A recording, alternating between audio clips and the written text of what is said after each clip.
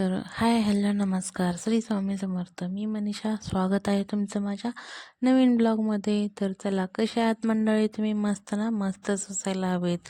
तर चला तर मग आजच्या ब्लॉगला सुरुवात करूया. तर आजचा ब्लॉग काही एवढा खास नाही, म्हणजे तसं तर आता खासच आहे. आता बघा किती छान झाडाची फुलं, म्हणजे एवढी छान उमललेत ना, खूप छान. तर असं घरची फुलं असली ना, देवाला पण बरं वाटतं, कारण की फ्रेश लगेच ताजी ताजी फुलं देवांना घातल्यानंतर असं खूप छान वाटतं.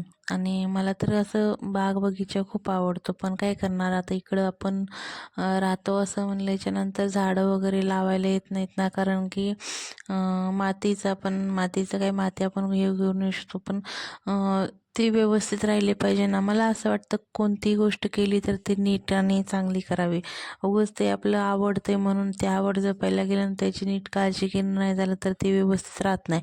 तर असंच माझ्या झाडांसोबत घडलं, त्याच्यामुळं मग मी आता झाडे पण लावायची बंद केलेत.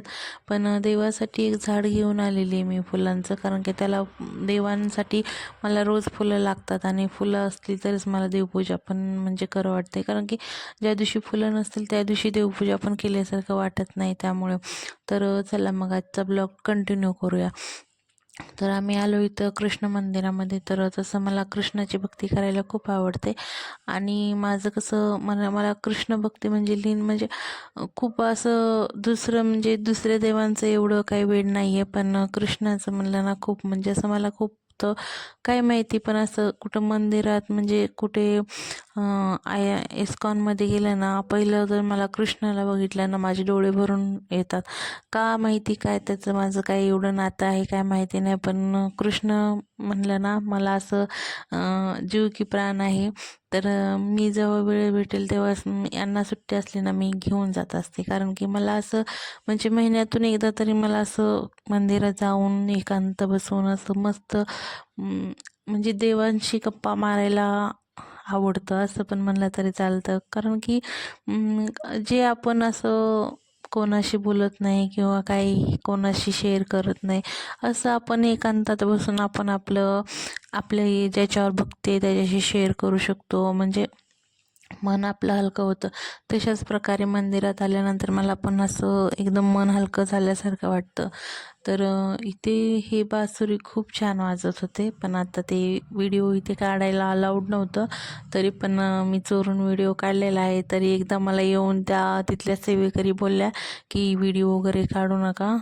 तरी पण आपली सवय जाते वे, कुठं जरी गेलं तरी आपण काही ना काही हे करणार म्हणजे करणार. तर आलो होतो मंदिरामध्ये बसलो थोडा वेळ. एक मस्त असं म्हणजे एकदम प्रसन्न वाटतं, आणि इथं ना एवढी शांतता आहे, खूप खूप शांतता वाटते. म्हणजे इथं बसलं ना असं उठायचं मनच करत नाही. असं पण चला, आपल्याला घरी पण जायचं असतं ना, इथं बसूनच नाही जमणार.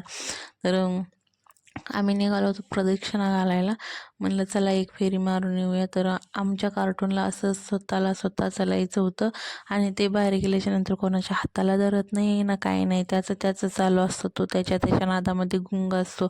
फक्त आपण त्याला वळवायचं काम करायचं, हेच आपलं काम बाहेर गेल्याच्या नंतर. बाकी त्याला भूक लागत नाही, काय नाही, फक्त फिरणे आणि फक्त फिरणे हेच आवडतं, कारण की खूप मजा येते. घरामध्ये पण पूर्णपणे तो असं कोंडून राहिल्यासारखं वाटतं ना, आणि आता मुलांना कसं कोंडून ठेवायला पण असं आवडत नाही.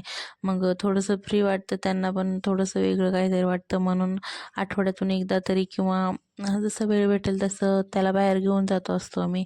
तर मग तसं तर आमचं महिन्यातून एकदा इकडे येणं म्हणजे कंपल्सरी आहेच आहे.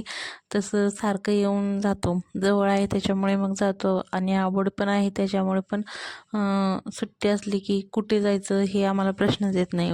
उठायचं, आवरायचं की निघायचं, आपलं मंदिर गाठायचं. तर हे आमचं कार्टून एवढं पळत सुटलं होतं, याला एवढी मजा येते असं मैदान बघून, तर खूप छान. तर इथं लक्ष्मीनारायणाचा जोडा आहे, आणि ते माशी बघत होता तो, म्हणजे गोल्डन कलरची माशी होती, तो बघत थांबलेला. मग चला म्हणलं आपण व्हिडिओ शूट करून घेऊया. आणि ते प्रणवला पण एक फ्रेंड भेटला, तर तो त्याच्याशी काय गप्पा मारत होता तो त्यालाच कळत होतं, कारण की याला पण कळत नव्हतं तो काय बोलतोय काय नाही. तर न्यू फ्रेंड भेटल्यामुळे तो खुश होऊन एकदम नाचत फिरत लागला. तर चला आता घराकडे जायची वेळ झाली होती, कारण की म्हणजे येताना पण आम्हाला एक जागी जायचं होतं, त्याच्यामुळे पण म्हटलं चला. तर संध्याकाळचे 5:30 ते 6 वाजले होते.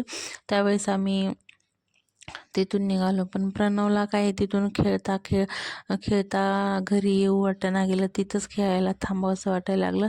तर त्याचे पप्पा मला असं बोलतात, ते तुझ्यावरच पडले, म्हणजे तुलाही कृष्ण आवडतो आणि त्यालाही कृष्ण आवडतो बघ. त्यालाही इथून जाऊ वाटत नाही आणि तुलाही इथून जाऊ वाटत नाही आहे. तर चला, माझ्यावर असं माझ्यावर ते माझा मुलगा मग माझ्यावरच येणार ना, माझ्यासारखाच राहणार ना. तर चला, आता आम्ही निघालो होतो घराकडे. तर कसा वाटला आजचा ब्लॉग नक्की कमेंट करून सांगा. तोपर्यंत